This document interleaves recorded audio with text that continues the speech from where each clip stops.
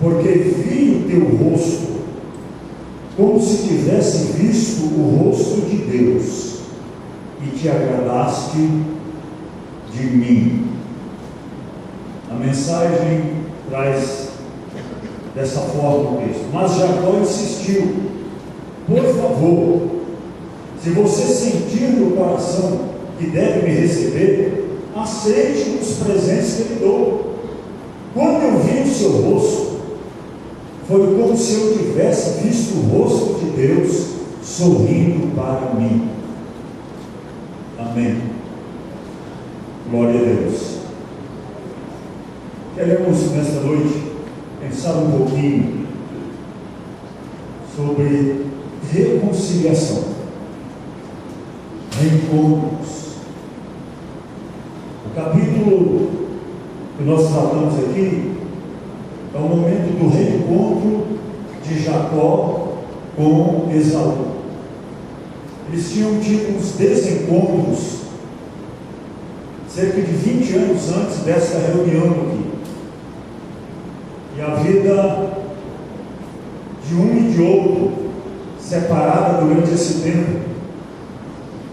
E a Bíblia diz lá no versículo capítulo 28 que Jacó foge da presença do seu irmão. Outras versões trocam a palavra presença por face. Fugiu da face do seu irmão.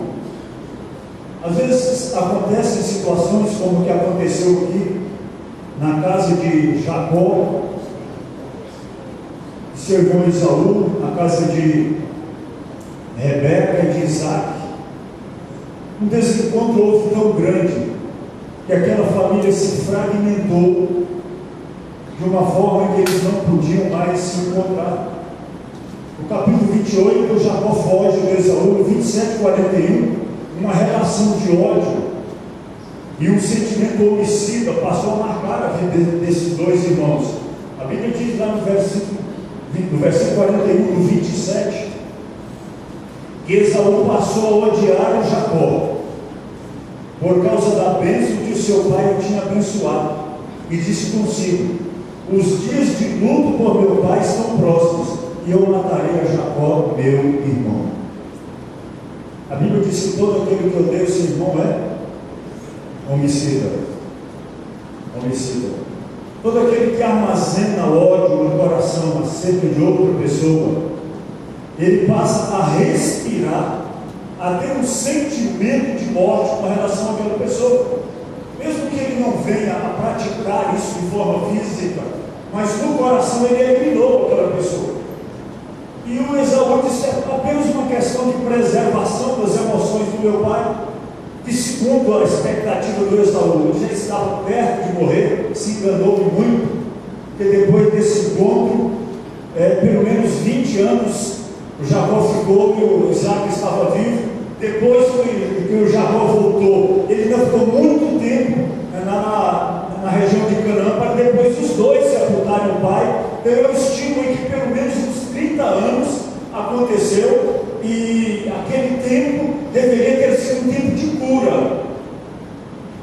Deveria ter sido um tempo de cura no coração do Esaú, mas não foi. Não foi um tempo de cura. Então muita gente pensa que ofensa, que mágoa, se cura com o tempo. Se cura com o tempo. Muita gente pensa: não, com o tempo isso passa. O que tira a mágoa do coração é quando a gente abre o coração para confessar. É quando a gente vai diante de Deus e trata isso diante de Deus. Esse que cura. E quando o nosso coração está amargurado, quando o nosso coração aprende a armazenar ira, armazenar ódio, armazenar um sentimento contrário à vida do irmão, quem realmente sofre com isso é quem armazena a dor. Alguém escreveu que ter amargura, ter ódio, ter ira contra uma outra pessoa é semelhante a uma pessoa que bebe veneno e espera que o outro morra. Porque a amargura faz mal para o nosso coração. E a Bíblia diz que ninguém seja profano como Esaú, que armazenou no seu coração a raiz da amargura, que manteve isso lá, e ele não valorizou as coisas, e o coração dele tornou-se um coração coração amargo. Ele não pôde desfrutar do melhor de Deus para a vida dele por causa do coração dele. E a Bíblia então diz que esse irmão aguardava que o seu pai falecesse para que ele pudesse matar o seu irmão, externalizar de forma clara o ódio que ele tinha, eliminando o seu irmão. A causa básica foi porque Jacó lhe tomaram o direito de primogenitura. Na realidade, Jacó nem tomou, Esaú foi o que não valorizou. Porque quando você vê isso anteriormente, no dia que Esaú estava com fome, com muita fome, e o Jacó estava ali fazendo um guisado vermelho ali, muito delicioso, cheiroso. Então o Jacó estava ali mexendo aquele panelão delicioso, perfume invadia a casa. Então o Esaú chega e vai me dar uma porção disso aí.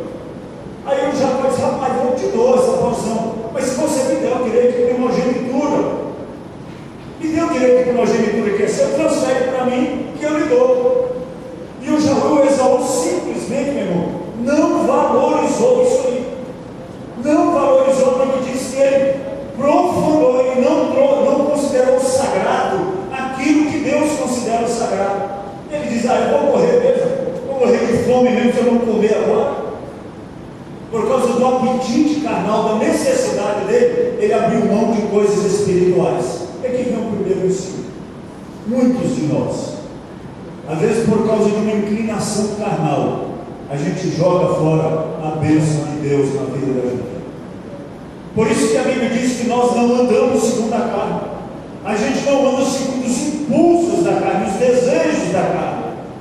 Tudo aquilo que é próprio da natureza humana não pode nos dominar. Cantamos aqui que nós nascemos de novo. Quem está em Cristo, nova criatura é. As coisas velhas se passaram, eis que tudo se fez novo. Então nós, os crentes, não andamos dirigidos pelos impulsos da carne, porque Cristo gerou em nós uma nova criatura, uma nova maneira de ser. Mas o Esaú, diante daquela proposta oferecida, o Jacó mexendo lá o seu panelão, ele disse: dá um pouquinho. Ele só pegou o direito de primogenitura. Mas isso é precioso demais. Você sabe, a escolha é sua. A escolha é sua. Ele chegou no ponto e disse: não, isso não tem valor nenhum para mim. Me dê a porção de comida e leve o direito de primogenitura. O que Jacó fez lá na frente foi simplesmente pegar aquilo que o próprio Esaú não tinha valorizado. Mas chegou um dia em que o Isaac entendeu que era hora de ministrar a bênção. Já estava com a vista escurecida. Ele queria fazer isso antes da sua partida e também acreditava que poderia acontecer naqueles dias. E naquele dia, o Jacó veste-se, usa as vestes de Esaú, faz muitos arranjos lá como alguém que trabalha no teatro, comparece diante do Isaac e rouba a bênção que era de Esaú. Isso fez com que Esaú o odiasse profundamente. A Bíblia diz que ele passou a odiar. Quero dizer para você, em nome do Senhor Jesus, meu irmão, libere o seu coração. Não guarde ódio no seu coração. Diga assim: Senhor Jesus, o meu coração não é lugar de ódio e nem de amargura.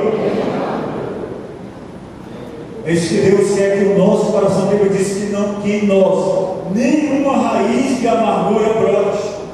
Então não só deixe o pé de amargura, arranca a raiz também. A raiz é o motivo que gerou a amargura, que gerou a dor. Tira a causa disso dentro de você. Entrega o teu irmão na mão do Senhor. Entrega o teu parente, o teu amigo, o teu inimigo, a pessoa que lhe fez mal, entrega na mão do Senhor. Libera o coração para amar. Libera o coração para amar, porque a Bíblia diz que a raiz de amargura, quando ela brota, ela contamina a muitos. No capítulo 32, 20, Jacó expressa o propósito. Depois de 20 anos morando longe do seu irmão, fugiu da presença dele, foi para a região de Padã Aram. Ele revela o desejo de ver o seu irmão. No versículo 20 do capítulo 32, ele diz assim, ele manda mensageiros dizer: o teu servo Jacó vem atrás de nós. Ele revela esse desejo extraordinário. Verso 32, 3 diz: enviou mensageiros diante de si Esaú, seu irmão, na terra de Saí, para avisar que ele estava indo ao encontro dele. Então revela o desejo de ir, lá no versículo 3, e depois ele então se prepara para ter esse encontro de ver a face do seu irmão. Diga comigo: primeiro, ele fugiu da face do seu irmão. Mas o tempo não resolveu o problema. E ele volta agora e precisa ver a face do irmão. Irmãos, uma das coisas mais preciosas que nós crentes temos é o privilégio de podermos olhar na face do outro e chamar de irmão. Sem um coração pesado, sem dor, sem separação, sem nada no coração, livres em Cristo Jesus para amarmos uns aos outros e convivermos como irmãos na unidade do corpo de Cristo. A ceia do Senhor representa isso. É o momento em que eu posso pegar o pão, posso pegar o cálice e diante da face do meu irmão dizer que nós somos uma unidade em Cristo Jesus, que nós somos unidos nele, porque formamos um corpo de Cristo Jesus na terra. O fato é que, diante de tudo que foi dito e que foi feito, era impossível aquele encontro sem que nada acontecesse. Jacó sabia disso. Ele sabia que o tempo não apaga a ofensa. Pelo contrário, muitas vezes a potencializa. Isaías 59, versículos 5 e 6. Você encontra a Bíblia dizendo lá que às vezes nós ficamos em uma situação como se alguém estivesse chocando ovos de serpente. Quem guarda amargura no coração é como alguém que fica chocando ovos de serpente. 59, versículos 5 e 6 diz exatamente assim: chocam ovos de basilisco, descem teias de aranha, e aquele que comer dos ovos morrerá, e se um dos ovos quebrar, sairá dali uma víbora. As suas teias não prestam para verso, não podem cobrir, e as suas obras são iniquidade e obras de violência nas suas mãos. Quando a gente armazena ódio no coração, é como se nós estivéssemos deitados em cima de um ninho de cobra, chocando aqueles ovinhos. O dia que ele brota para ferir, ele brota para machucar, ele brota para envenenar, ele brota para destruir. Que o meu coração e o seu coração possa ser dito, como o salmista diz no Salmo 45, versículo 1, que o meu coração ferve de palavras doces. Diga comigo assim: o meu coração ferve de palavras doces, palavras agradáveis, palavras de amor, palavras de reconciliação, palavras de perdão. Imagina isso no contexto da família, marido e mulher se tratando com palavras doces. Imagina isso na relação pais e filhos se tratando com palavras doces. Imagina isso no contexto das equipes ministeriais, as pessoas se tratando com palavras doces. Imagina os pastores dos seus relacionamentos tratando com palavras doces. Imagina cada membro do trabalho, na vida do dia a dia da igreja, tratando com palavras doces. O meu coração ferve de palavras doces, então eu direi palavras de alegria e saudação ao rei. Então aquilo que era apenas novo na vida do Esaú virou um desejo de morte, virou uma víbora. Eu vou matar o meu irmão. E ele armazenou isso durante muito tempo. E o dia em que Jacó manda mensagem para ele dizendo: Esaú, eu estou voltando para a terra dos meus pais, eu quero ver a sua face. Meus irmãos, uma coisa fica muito clara: quando Esaú sabe disso, que o irmão dele estava vindo ao seu encontro após 20 anos, sabe o que ele fez, Agil? Reuniu 400 homens para encontrar o seu irmão. Reuniu 400 homens de guerra e partiu para o encontro do seu irmão Jacó. Sabe com quantos homens o Jacó vinha? O Jacó vinha com 12 meninos. Jacó vinha com uma série de mulheres, com servos. Jacó não vinha armado, Jacó não estava bom para a guerra, mas o irmão dele veio com 400 homens de guerra. Você já viu isso na vida de alguém? Alguém partir para cima do outro, cheio de ódio no coração, e diz: agora eu vou pegar. Agora eu vou pegar. E quando Jacó soube que o irmão dele vinha no encontro dele com 400 homens, ele disse: agora não tem mais jeito para mim. Agora acabou tudo. Sabe o que o Jacó fez? Jacó foi buscar em Deus. Diga assim: qualquer reconciliação com o irmão começa com a reconciliação com Deus. Porque quando eu me separo do meu irmão, também eu me separo de Deus. Eu rompi a comunhão.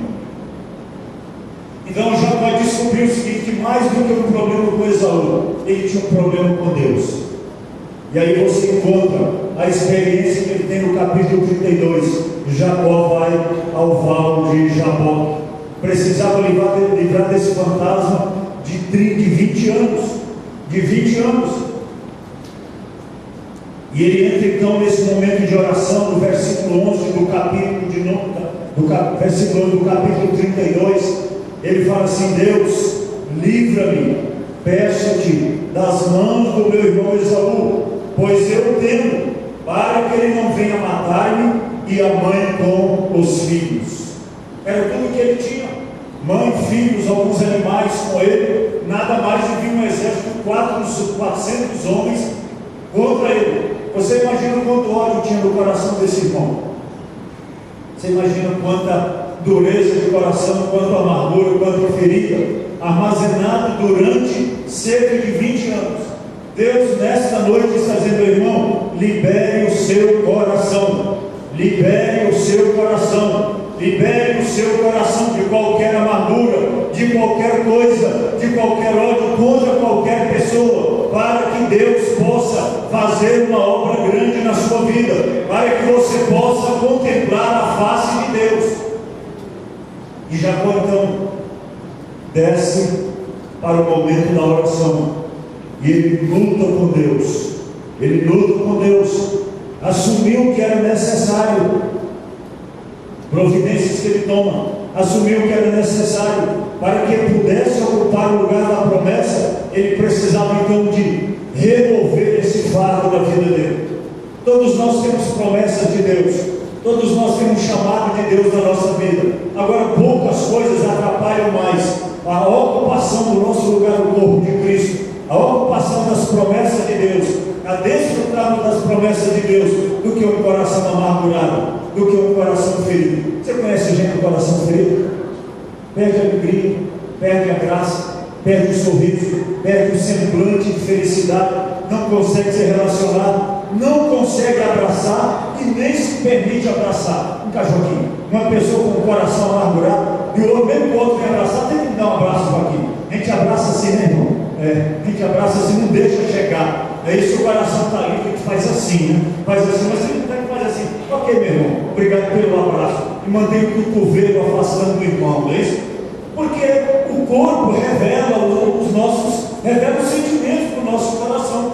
O corpo revela os sentimentos do nosso coração. Foi isso que Jacó olhou na cara de Labão. Diz: a face do seu pai já não é a mesma para comigo. Quando ele olha para mim, o olhar dele, você não é aquele olhar do meu querido genro Jacó. O olhar dele, esse camarada está me causando problemas.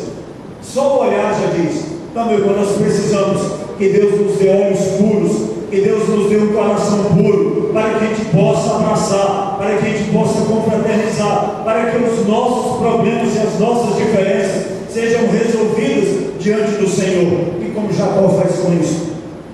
Jacó desce para o lugar da oração, para o lugar da oração. Ele foi ver a face de Deus. Diga comigo assim: antes de eu ver a face do meu irmão ofendido, eu preciso ver a face de Deus. Então Jacó foi fazer a coisa correta. Ele então foi encontrar-se com Deus.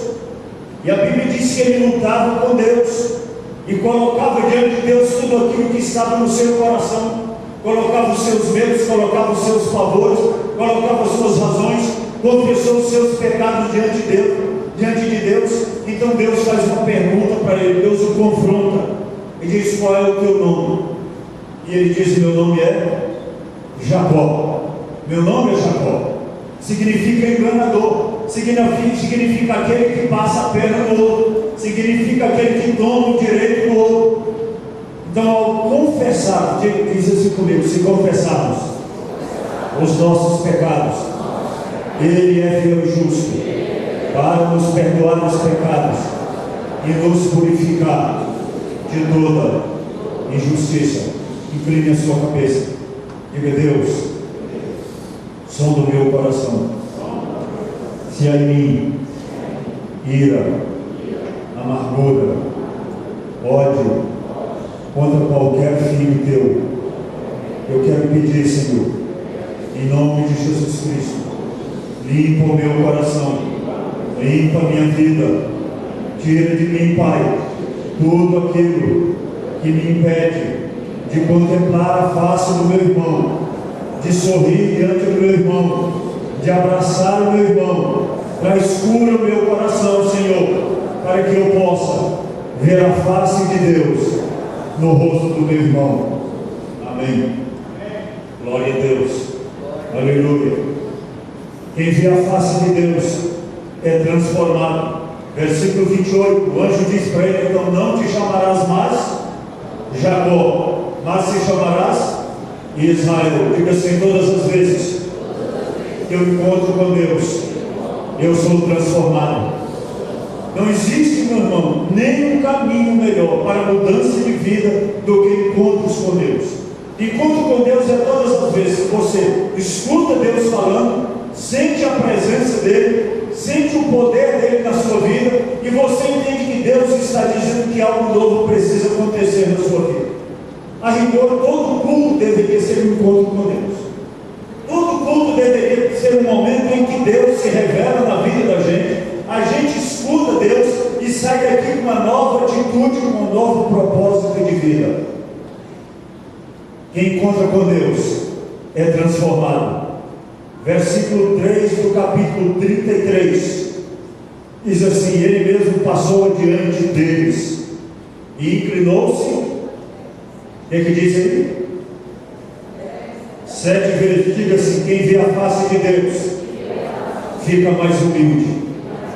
Quem vê a face de Deus não é arrogante. Quem vê a face de Deus não se posiciona de forma impetuosa. Quem vê a face de Deus se inclina, é humilde.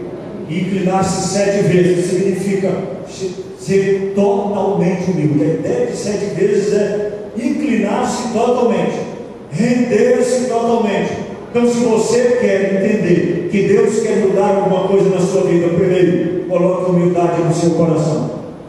Coloque humildade no seu coração. Incline-se diante do seu irmão. Aí não importa a questão da razão, meu irmão. Se você quer ver Deus fazer algo grande na sua vida, aprenda a se inclinar, aprenda a ser humilde. E só pode se inclinar diante dos homens quem primeiro se inclina diante de Deus. Ninguém se inclina diante de Deus buscando razão dentro de si mesmo. Ninguém se inclina diante de Deus tentando justificar as coisas. Só se inclina diante dos homens quem inclinou-se primeiro diante de Deus. Foi isso que Jacó fez. Passou a noite com Deus e no dia seguinte ele pôde se inclinar diante do seu irmão. No capítulo 32, versículo 6, depois no 33, 4, nós encontramos o seguinte: no 32, 6, a gente encontra que os mensageiros voltaram a Jacó dizendo: fomos ao teu irmão Esaú, e ele veio ao teu encontro com 400 homens. No capítulo 33, 4, a gente encontra assim: então Esaú fez o quê? Correu no encontro, fez o quê? Abraçou, fez o quê? Lançou-lhe ao pescoço, beijou e chorou. Quebrantamento, meu irmão. Glória a Deus. Esaú correu ao seu encontro, abraçou, lançou-lhe ao pescoço e o beijou, e ele chorava. Eu fico imaginando os 400 homens, todo mundo armado, veio para a guerra. Então vamos pegar esse camarada agora, porque o Esaú tinha envenenado o coração dele. Olha, veio meu irmão, é para acabar, não é para ficar ninguém, é para ficar ninguém.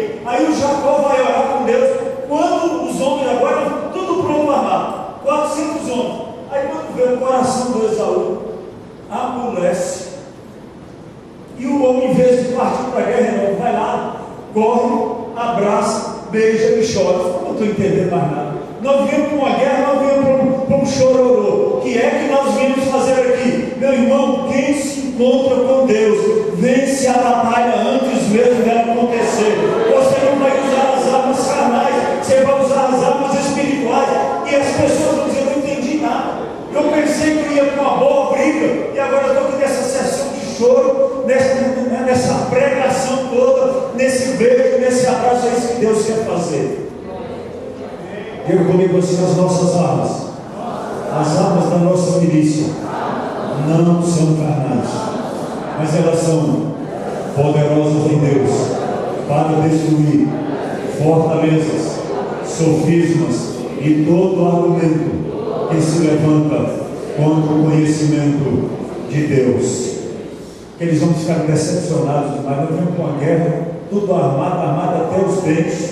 E agora que virou esse momento aqui de quebrantamento. Diga comigo assim: quem se encontra com Deus milita as coisas no mundo espiritual, vê Deus mudando as coisas. Você quer ver Deus mudar os problemas que você está vivendo? Se encontre com Deus. Você quer ver Deus resolver os seus problemas de relacionamento? Melhore a sua relação com Deus. Quanto mais eu me aproximo de Deus, mais eu me aproximo do irmão. Mais eu me aproximo do irmão. Vem cá, Genival, fica bem ali, Genival. Bem ali, Genival. Joaquim, vem aqui, Genival, vem aqui. Joaquim, isso, fica ali, Joaquim. Nós vamos fazer do Genival Deus agora, certo? E nós somos separados um do outro. Há uma barreira entre nós, uma distância entre nós. Mas à medida em que eu e você caminhamos em direção a Deus, o que vai acontecer entre nós, Joaquim? Nós vamos nos aproximando. Quando nós chegamos em Deus, lá está Deus, Joaquim e o Valdo. Sabe por quê? Porque ambos caminharam para Deus. Muito obrigado. É isso que Deus quer, meu irmão. Se você quer ver Deus mudando os seus relacionamentos destruídos, aproxime-se de Deus. E à medida que você se aproximar de Deus, Deus vai aproximar você dos seus irmãos. Aleluia. Porque o meu foco ali passa a ser Deus. E o do Joaquim era Deus. E daqui a pouco não existe mais nenhuma separação. Porque o Joaquim está em Deus e eu estou em Deus. Aleluia. Glória a Deus. E no versículo que lemos aqui no início, versículo 10, diz comigo assim: quem vê a face de Deus, vê o sorriso de Deus na face do irmão ofendido. A Bíblia diz que quando Jacó agora olhou para Esaú, ele olhou e ele disse para Esaú: Esaú, eu estou olhando para você agora, e eu estou vendo no seu rosto como se Deus estivesse sorrindo para mim. Então, quando Jacó e o Esaú se abraçam, não é porque eles estavam achando tão bonito e perfeito, não. É porque Deus estava ali e ele estava abraçando Deus que estava no irmão. O sorriso de Deus no irmão. É isso que Deus quer, a unidade do corpo de Cristo, que as nossas diferenças sejam resolvidas em Deus. Glória a Deus. E aquela face que antes expressava ódio, agora era Deus sorrindo. Agora é Deus sorrindo. Agora é Deus ministrando a comunhão e ministrando a reconciliação. Glória a Deus. E esses dois irmãos seguiram pelo caminho. E a Bíblia diz que Jacó disse para o Esaú: Esaú, você nem precisa ficar aqui comigo, não. O Esaú disse: não, eu quero deixar os homens aqui para montar guarda para você. Ele disse: não, não precisa me guardar, não. A única coisa que eu queria era ver o seu rosto. Agora, pode seguir o seu caminho. Diz assim: quem perdoa, deixa o outro livre. Diz de novo: quem perdoa, deixa o outro livre. Amém? Glória a Deus. Há uma unidade do corpo de Cristo, da ceia do Senhor. O que nós queremos fazer no momento da ceia é comermos o pão e bebermos o cálice, junto com o irmão, vendo o sorriso de Deus na face do irmão, sem nenhuma barreira, sem nada impedindo, com alegria no coração, dizendo assim: rapaz, quando eu olho para você, é como se Deus estivesse dando um sorriso muito simpático para mim e querendo me abraçar. Você pode abraçar o seu irmão e dizer: olha, meu irmão, entre nós a perfeita comunhão, porque as coisas que rompiam, as coisas que impediam, foram tiradas, porque eu vejo agora no rosto teu a face e o sorriso de Deus. Amém? Glória a Deus. Bendito seja o nome do Senhor Jesus. Por favor, você precisa receber o meu presente, a minha dádiva, pois quando vi o seu rosto, foi como se eu tivesse visto o rosto de Deus. Anos mais tarde, esses dois irmãos se encontram novamente, já num gesto de paz, para despedir-se do velho Isaac, para sepultar o velho Isaac, mas já sem nenhuma barreira, nem nada. Sabe por quê? Deus mudou a vida deles. Diga comigo assim: quem via Deus, se prepara para ver a face do irmão.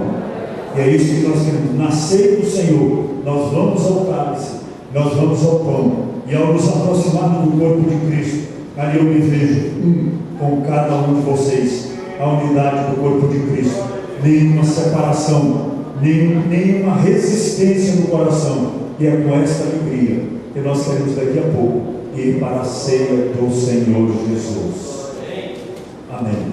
Paizinho, ministra a comunhão, Pai, através do teu corpo. E a ceia do Senhor, Pai, não seja apenas, Pai, um gesto mecânico. Que a ceia do Senhor, Pai, não seja apenas um momento, Pai, em que a gente vive um ritualismo da igreja, mas seja, Pai, vivenciarmos a unidade do corpo de Cristo. Faz isso no meu coração, faz isso na minha vida, faz isso na vida de cada um dos teus filhos aqui, Pai, que possamos vivenciar a unidade do corpo de Cristo, e que em cada pedaço de pão, e em cada cálice, em cada troca de cálice, em cada confraternização, Pai, haja um sorriso de Deus na face de cada irmão. É a minha oração, Pai, no nome de Jesus.